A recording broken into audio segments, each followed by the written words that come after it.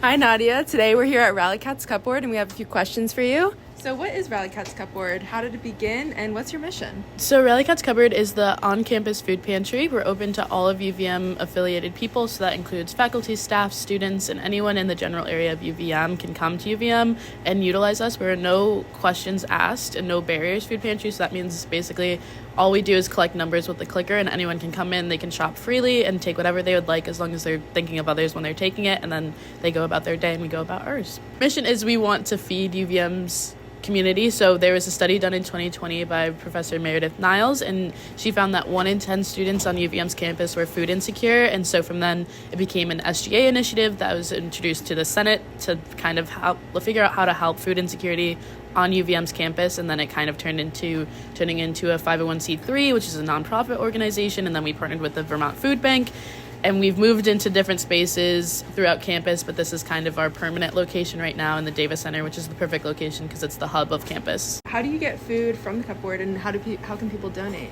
So the cupboard gets food from a few different sources. The first and primary one being the Vermont Food Bank. We do a big monthly order with them, which usually gets about anywhere from 700 to 1,000 pounds of food. That's mainly non-perishables, but we can also order produce from them, and we get things like eggs and cheese and dairy sometimes when they have it. But a lot of what you see on the shelves, especially in our non-perishable room, is from the Vermont Food Bank. A lot of the dairy you see in the fridge and then the bread and the pastries and other things come from our local partners, which we partner with 2 different Hannafords and a Cumberland Farms, and they are partners with the Vermont Food Bank, and they donate things to us on a weekly basis, which is really great because it fills the gap that the Vermont Food Bank doesn't have. And then the last source is from donors in the community. So today we had 2 of our donors who are very consistent and go to Costco for us monthly, and they donate a big chunk of, I would say, about 500 pounds of food every month, and they do a big shopping list for us come, and they also bring pies and lasagna for the students so that they can kind of connect with them, and they're really great, but then everyone else can also donate as well. So ways you can donate are either bringing stuff directly to our doors and reaching out to us, just letting us know that you put stuff by our door, or we also have a gift drive organization that we just set up, which is just giftdrive.org, I think, and you can donate, and that is kind of like a online shopping list, so you can just order it online and then it gets shipped directly to us, and then we put it out on the shelves. Are there any impactful stories to you personally or just anyone here that you've experienced with the cupboard?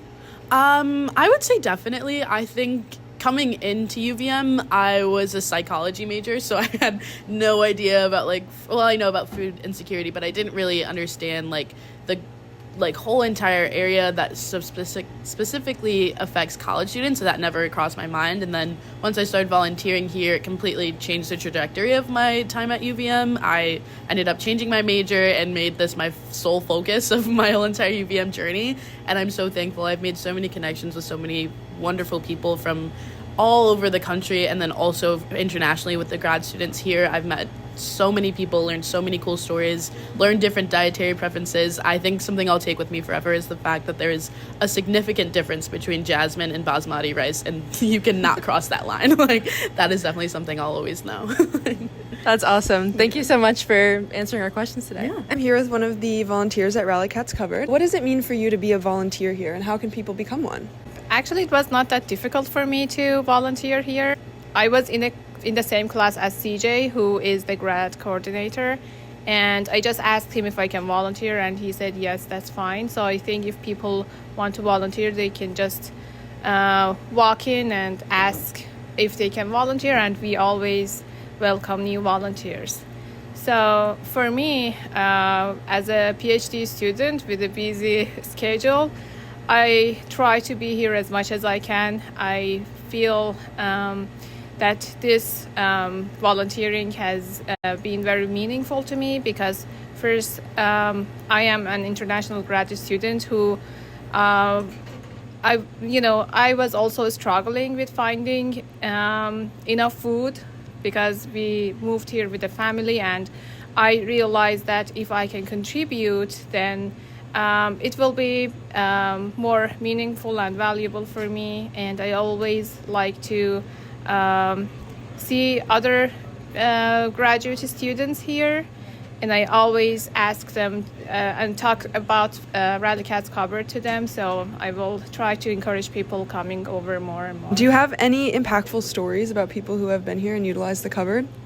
Yes, I've known many friends that who come here regularly, and I remember last year on Thanksgiving, we picked up a big turkey from Rally Cat's cupboard and we cooked it together, and we had a real nice memories of that. And I've known that people have been relying on Rally Cat's cupboard, especially on special celebrations, and it's been very helpful. For people who would want to stop by the cupboard, when are you guys open?